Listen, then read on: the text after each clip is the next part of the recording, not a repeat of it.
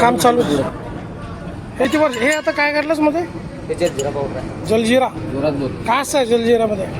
जिरा पुदिना बरं. जिरा पावडर. दररोज किती वाजता लावतो हे झाडं? 10 वाजता. सकाळी किती वाजेपर्यंत चालतं? 5-6 वाजता. 5-6 वाजेपर्यंत. कमी टाक.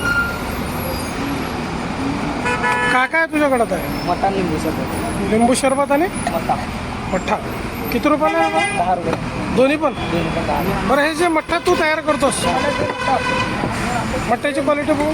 मला दे मट्टा. ग्लासमध्ये बघ. काय काय मठ्ठ्यामध्ये काय काय वापरतोस? त्यामध्ये आपलं काळं मीठ, साधं मीठ, मीठ, कोथिंबीर, मीठ कोणतं वापरतो? काळं मीठ, साधं मीठ हां. आणि जलजिरा पावडर. जलजिरा. हां. पेस्ट. आणि काय? बरं. का देऊ द्या? कसं ग्लास आहे? 10 रुपये. अर्चे 2 ग्लास. कसं वाटतंय मठ्ठा? एक नंबर. क्वालिटी? एक नंबर. बरं, एवढ्या कडक उन्हामध्ये मठ्ठा पिणं हे आरोग्यासाठी खरं तर चांगलं समजलं जातं. कोल्ड्रिंक्स आहेत ते पिण्यापेक्षा काय तुम्हाला काय वाटतं? कोल्ड्रिंक्स एक नंबर आहे. माझं दुकान आहे. रोज 3 ग्लास मट्टा पितो येतो. बरं. चांगलीच गर्दी दिसतं या ठिकाणी. बरं, आपला मठ्ठा पिण्यासाठी कुठे यावं लागलं आता? जेकीकूर चौरस्ता. संध्याकाळी किती वाजेपर्यंत असतं? 6 वाजेपर्यंत. 6 वाजेपर्यंत. 3 ग्लास. बघा,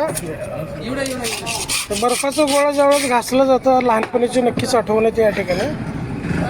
ते लहान लेकराला गोळा पण बनवून देता का तुम्ही? नाही आपल्याकडे, फक्त मठ्ठा आणि लस्सी. तुमचं सरबत म्हणलो ना. हे काय चालू? ते सरबत चालतं. सरबत.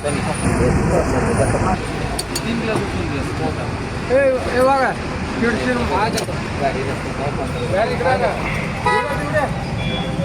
कसं वाटलं मठ्ठा सरबतचं क्वालिटी?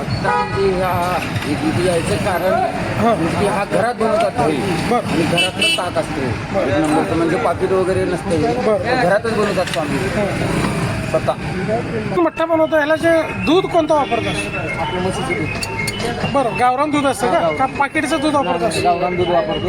दूध घेऊन दही लावून नंतर बनवतो. बरं. तर नक्कीच मित्रांनो, आवर्जून सांगेन उमरगा जेकीकूर चौरस्ता या ठिकाणी हा स्पॉट आहे.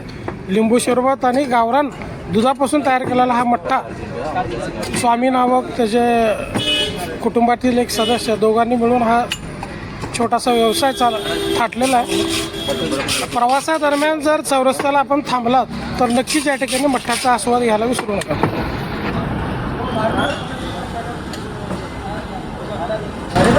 एक नंबर चवीला आहे.